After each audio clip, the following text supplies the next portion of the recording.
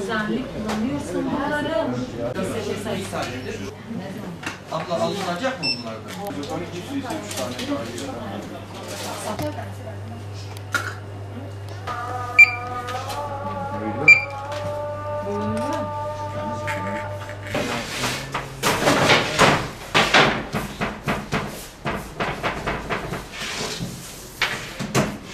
Yakışıklı dertlerin. Anne onu arayıp duruyor.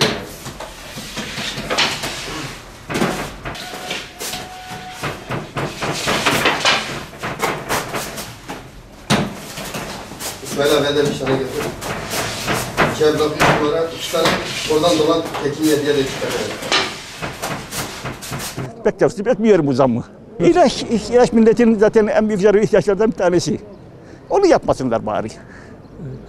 Diyeceğim o. İnsanın en büyük ihtiyacı olan şey nedir?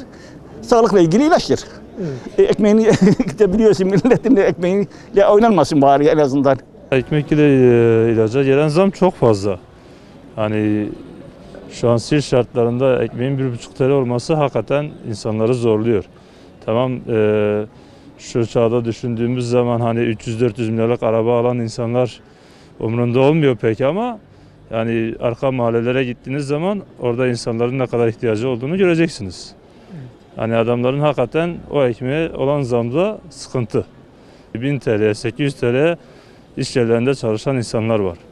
Düşünsenize bunun 5-6 nüfusu bir hanede ekmeğe ne kadar alabilir ki? Dolar düşer, altın düşer ama hiçbir şekilde o zam, yani dolar düşse de o zam geri dönmüyor. Yani çok fazla. Yani düşünsenize ekmek, ilaç insanların temel ihtiyacı, yani bunlara zam gelirse insanlar ne yapacak? Yani bunlar olmasa ne yapacak? Hani demiyoruz bak eğlence, tatil, keyif. Yani ekmekle ilaç. Yani gelmeseydi Allah yardımcıları olsun milletin. Yani halk gerçekten perişan. Zaten 1 yıldır çalışmayan bir sürü insan var. Üstüne zamlar. Yani bütün ülkelerde destek primleri, hibe destek verilirken bizde kredi veriliyor mesela. Borca borç, borca borç. İnsanlar nasıl bu zamların üstünden geçsin ki? Bence ekmeğe zam gelmesi çok şey değildi. İlaçlar hele zaten fiyatlar uçmuştu. Daha da uçtular. Bu zamlara alıştık bir kere yani. Her seferinde zam bunun sürekli zam geliyor. Bu sırada dövizlerin inmesiyle gelen zam yani hayırlı bir zam değil. Yani döviz indikçe bunlar zam görmemesi lazım. Yani, ama dövizlerin yükseldiği zaman zamı alıştık bir kere onlar ama burada şu anda ekonomi döviz şeyinde yükselme yok. Ama bu zamları niye? Gıdalarda indirime gidilecekti. Ama şu anda en zaruri ihtiyaç olan ekmek ve ilaca zam geldi. Bunun bir anlam veremedik tabii doğrusu. Vatandaşlar biraz bu konuda ekonomi yönünden en önemlisi olan nüfuslu aile bir insan günde 10 tane ekmek alıyorsa onu etkiler. Pandemi var, zaten sıkıntı var. Bundan sonra da Allah yardımcımız olsun, ne diyelim.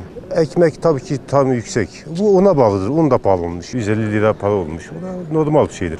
Ya, tabii ki bizim için normal değil. Zaten biz normal vatandaş, yani biz o kadar ekonomimiz güçlü değil. Yani bizim işimiz gücümüz de yoktur. Ona bakarsın. Evet. Doğrusu bu pandemi sürecinde dolar düştü. Belli bazı kalemlerin de düşmesi gerekiyor. Biraz daha bu işin kaynağını araştırıp bundan kaynaklanan şey nedir, neden dolayı zam geliyor? Bunun araştırılıp ona göre bir çözüm bulunması gerekiyor. Vatandaş yani ekmeği bu kadar pahalıya almaması gerekiyor kanaatindeyim. Her şeye zam geliyor, her şey. Yani bu zamlar milleti çok yoruyor. Yani bununla ilgili bir çalışma yapılması lazım. Bu kadar enflasyon düşmüş, dolar düşmüş. Bu zamın şeyi nedir? Bunun araştırılması lazım. Bence yanlış bir yolda gidiliyor. Bunun çözüme kavuşması lazım. Bu millet mahvoldu. Ekmek bulamıyorlar millet. Ben hastayım. Benim param yok. Ben fakirim.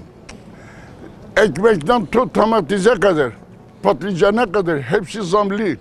Hepsi pahalı. Hepsi kimse alamıyorlar. Biz açlıktan geberiyoruz. Azamlı kim alacaklar? İlacı almıyorlar, ölüyorlar, kimse bir şey bakmıyorlar. Seni tanıyabilir miyiz? Yok. Yani ne bileyim yani bu buhranda yani zamın gelmesi yani bence yani normal bir şey yani. Bu hastalıkta bak dünya neler çekiyor. Niye olumlu buluyorum? Bu işsizlikte bu dünya kaynıyor yani. Tamam da dolar düştü fakat dünya kaynıyor. Her tarafta zam. Bak Amerika'ya bak, Avrupa'ya bak. Hani insan bunlara baktığı zaman yani diyebileceği bir şey yok yani. Daha ne olsun? Bundan daha ötesi yok. Yüzde kaç gelmiş şu anda? %20 ikisine de. Tamam, çok güzel. Devam etsin. Çok güzel. Memnun musunuz? Çok memnunuz canım. Memnun olmaz mıyız? Nasıl olsun? Böyle devam ederse çok iyi olur. Bu halka zulüm değil midir? Bu millete zulüm değil miydi bu kadar zam? Yani bu kadar bir ekmek 1,5 olmuş. Eczaneye gidemiyorsun. Öyle değil mi? Zaten gıdamda bir şey demiyoruz. Zaten %3'lerde falan dolaşıyor o. Dolar yükseldi diye zamlar. Ondan sonra tabii hükümetin şeyleri de hükümet ilgilense belki bir olmayacak. Ama hükümet maalesef oradaki adamların yanında durduğu için böyledir. Evet. Gereken işlemleri yapsaydı bugün böyle olmazdı. Hükümet halkın yanında durmuyor mu? Durmuyor maalesef. Halkı görmüyor. Zengin yanında durduğu müddetçe bu böyle olacak. Alt sınıf hep ezilecek, gidecek zavallı. Ne yapsın? Kimse iş bulamıyor. Ha, görüyorsun bak. Bak görüyor musun? Hepsi boş. Dolaşıyorlar, işsiz insanlar. En kötü şey zaten ilaçla ekmektir. Bari diyorum elbise ayda yılda bir sefer ama ekmek her gün yiyelim. İlaçlar aynı, Allah kimseye muhtaç etmesin de ilaçlar da aynıyla. Bu zam boşunadır. Yani nasıl size diyeyim, diyorlar dolarla altın bilmem euro, bunlar düşüyor, bunlar üstüne zam yapıyor. O zaman nasıl oluyor? Yani karşıyız yani. Evet. Kaç çocuk var, nüfusunuz nedir? Ben 9 sene çocuğum, benimle eşim 11 nüfus. Evet. Ben kapıcılık yapıyorum. İş yok. Günde kaç ekmek tüketiyorsunuz abi? Günde ama kişi başı bir ekmeği de yese 11 ekmek. 11 ekmek 1,5 tane eder? 16,5. Değil mi? En az hani günde bir ekmek yiyelim diye. 2 ekmeği de boş ver. 2 ekmek olduğu zaman ne eder? 33 milyon. Aylık ne eder? 1 milyar para eder. Benim aldığım 1,5 milyar para. Sadece ekmeğe bu kadar. Diğerine ne yapacağız? Doğalgaz'a 600 milyon para bana doğalgaz gelmiş. Elektrik 225 milyon para gelmiş. Abi zaten her şey yani bindiriyorlar artık.